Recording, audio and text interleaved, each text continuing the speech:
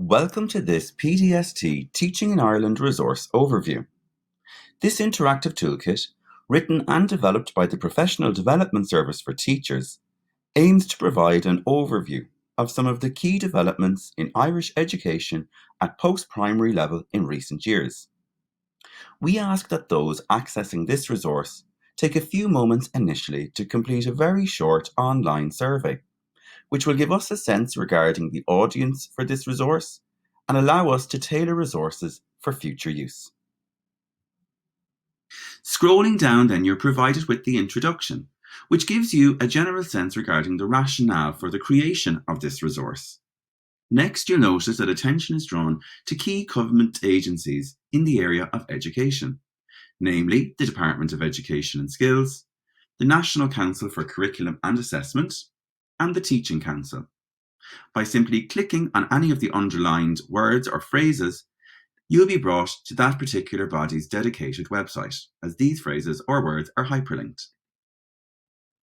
Progressing down on the homepage then, we list a range of support services which provide continuous professional development free of charge to teachers in Ireland. These support services are the Professional Development Service for Teachers, Junior Cycle for Teachers, the National Induction Programme for Teachers, the National Council for Special Education, and Education Support Centres Ireland. Next, we'll navigate to the next section at the top of our screen using the menu bar. The next section looks at school structures and contexts. Here you'll note that there are a variety of areas which we can explore. We can simply click on the tile to bring us to that area, or choose that area from the drop-down menu at the top. The first of the sections we'll explore is the School Contexts subpage. Here we're provided with a list of the different types of state-funded post-primary schools that exist in Ireland today. These include voluntary secondary schools, ETB schools and community colleges, community and comprehensive schools, Educate Together schools, special education schools, hospital schools, prison schools, Gael Colosty agus Scoilnas Gaeltachta, island schools, and JESH schools.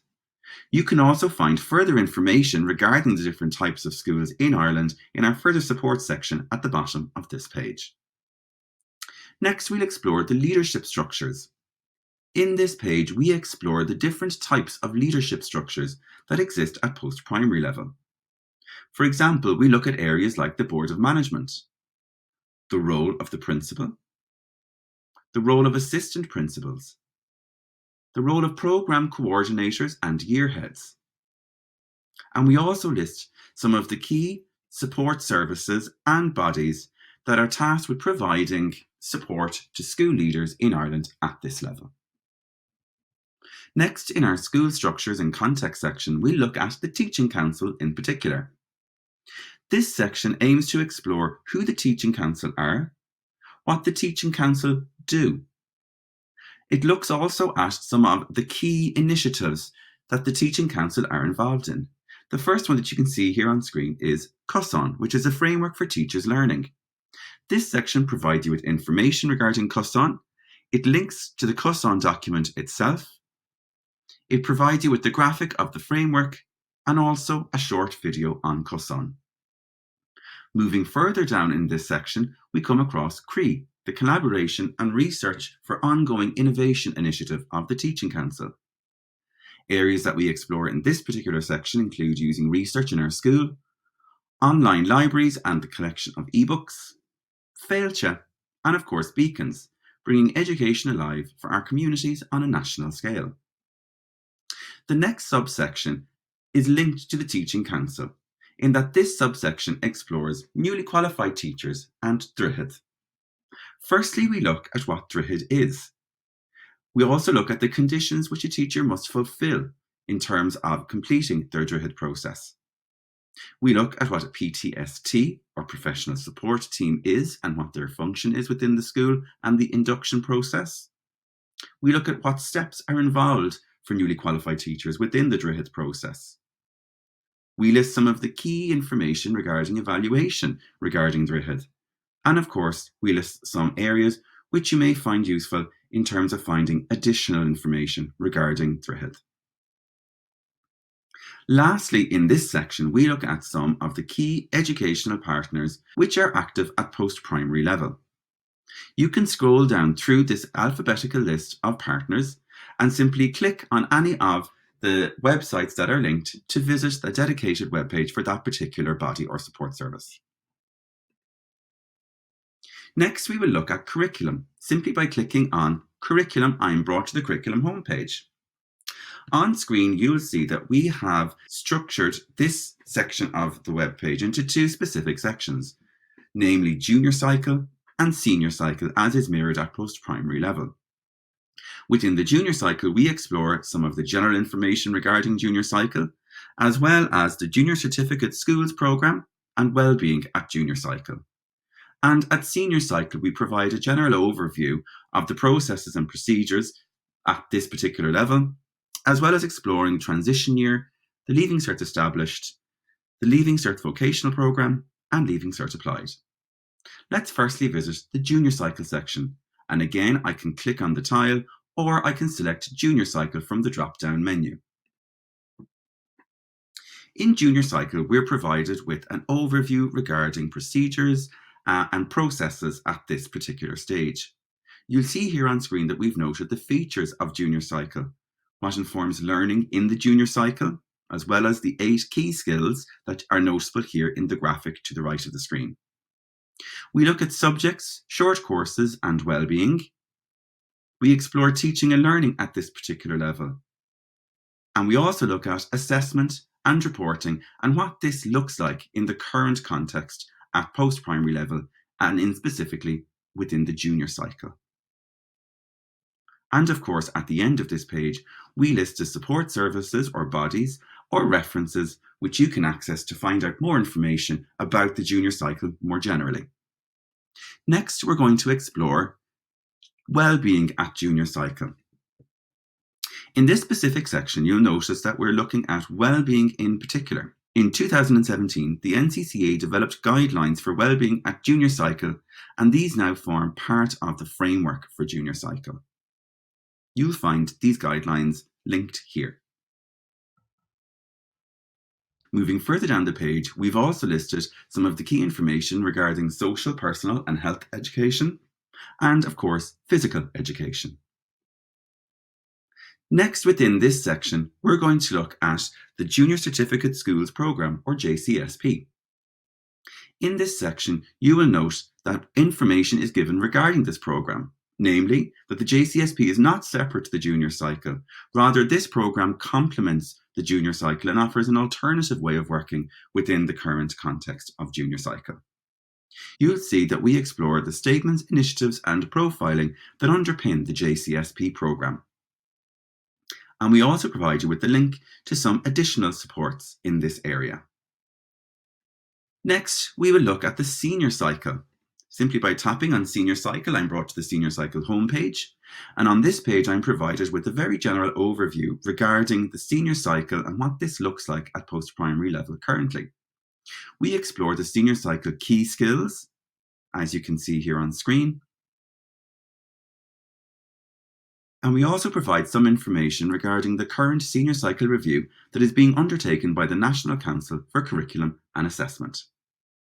Should you wish to find out further information regarding the senior cycle, we've listed some key websites and resources here for you, as well as some other useful supports in this regard.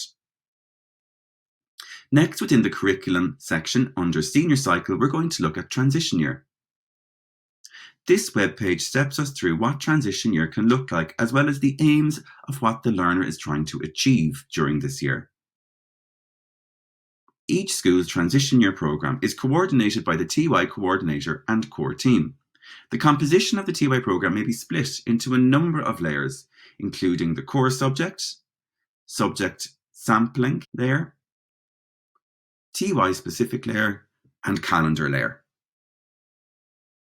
We also provide you with some supports where you can find out more information regarding transition year at the bottom of this webpage. Next, within the senior cycle subsection, we're going to look at the Leaving Cert Established. This section aims to provide you with some of the key information and links to key resources where you can find out more about the Leaving Cert established. Next, we're going to look at the Leaving Cert Applied subpage. The Leaving Cert Applied programme is a distinct, self-contained 2-year Leaving Certificate programme. This webpage will bring you down through some key information regarding the elements of the Leaving Certificate Applied programme, what assessment looks like within this programme, as well as the accreditation and module descriptors for the programme.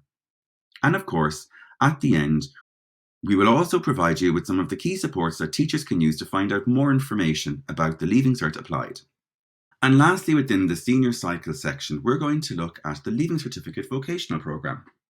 This 2-year programme combines the academic strengths of the Leaving Certificate established with a dynamic focus on self-learning, enterprise, work and community. Seen here on screen, you can view some of the link modules and the units as shown. Key information regarding assessment of this programme is also included, as well as access to further supports in this regard. We're now going to move over to the next section at the menu at the top of the website, and this is the School Self-Evaluation section. Simply by tapping on School Self-Evaluation, I'm brought to the home page, where I'm provided with information regarding the key document at post-primary level, looking at our school 2016, a quality framework for post-primary schools, in which procedures relating to SSE are outlined. Again, you can click on the document to gain direct access to this document in PDF format. This section looks at the structure of the SSE policy document, namely that there are dimensions, domains, standards, and statements of practice. And we can see that these are explored in a little more depth here for us. So we can see that we have our dimensions, domains, and standards. Moving further down the page, we then explore how schools can use the Looking at Our Schools 2016 SSE document and how individual teachers can use this key government document. To explore the SSE 6-step process in more detail, simply visit the first tab within this section. Here, you'll be provided with an in-depth exploration regarding the 6 steps involved in the planning process. You'll also be provided with some of the key activities that would generally embody what would happen at each step along the way of the SSE 6-step process. Moving further down the page, we've listed some key information regarding school self-evaluation for this current school year, as well as further supports that you can access to find out more about the SSE 6-step planning process.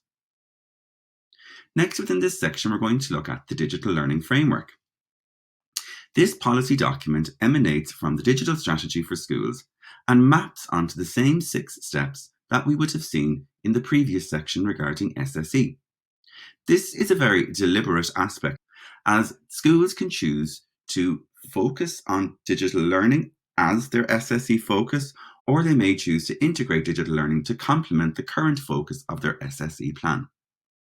You'll note that there are many supports on this page for teachers to visit, where they can find out more about the digital learning framework and how digital technologies can be embedded in teaching, learning and assessment. We also link to the Digital Strategy for Schools 2015 to 2020 section of this website directly. Next, within the School Self-Evaluation section, we're going to explore school self-evaluation and the Wellbeing Policy Statement and Framework for Practice. Again, you'll note that this framework has been mapped onto the same SSE 6-step process. This highlights the policy cohesion that is taking place within our education system, so that teachers are familiar with the same 6 steps when they're planning in various subject areas and can use an area such as wellbeing as their SSE focus. This section also notes further supports in this regard, as well as a link to the Wellbeing Policy Statement and Framework for Practice section within the Guidelines section of this website, which we will explore later. Moving on, next we have our Teaching and Learning section. In Teaching and Learning, there are 4 discrete sections we're going to explore, namely planning, methodologies, assessment, and SEN and inclusion. We can simply click into any of these areas on our drop-down menu or select the tile shown on screen. The first of these sections explores planning and what this might look like at post-primary level. Here we explore key aspects regarding the whole school plan, subject planning, long-term and short-term planning, as well as providing some links to key resources which help with the planning at post-primary level which teachers can explore. Next, within this section, we're going to look at methodologies. This section focuses on and highlights teaching approaches and methodologies which are suitable for use at post-primary level. Simply by scrolling down through the page, you'll be provided with an overview and key relevant information and resources in terms of active learning. And we can see the resources linked for active learning on screen here. Using digital technologies to support teaching, learning and assessment, and again, resources are linked. The dialogic classroom and cooperative learning. Again, by simply tapping on the buttons, you'll be provided with direct access to resources in this regard. Next, within the teaching and learning section is assessment.